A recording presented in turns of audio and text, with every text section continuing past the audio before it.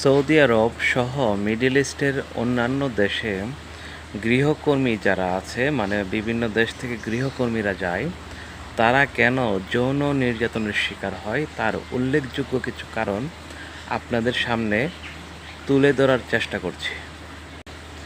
1 number হচ্ছে তারা নিয়োগকর্তায় বাসায় থাকেন, যার জন্য তাদের স্বাধীনতা কম।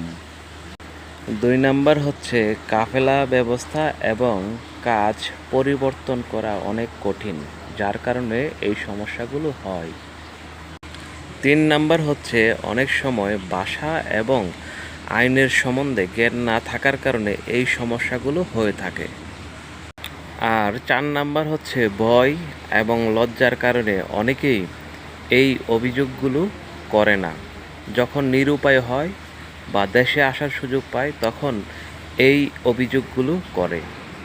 সৌদি আরবের কিছু আইন কানুন পরিবর্তন করা উচিত, বা মিডল ইস্টের যে দেশগুলো আছে তাদের এই আইন কানুন বা কালো আইন যেটাকে বলা হয়, এইগুলো পরিবর্তন করা খুব গুরুত্বপূর্ণ হয়ে পড়েছে।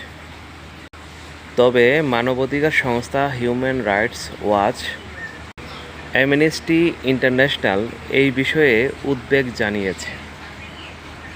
তবে একটা জিনিস মনে রাখবেন, সব পরিবার কিন্তু সৌদি আরবের খারাপ নয়।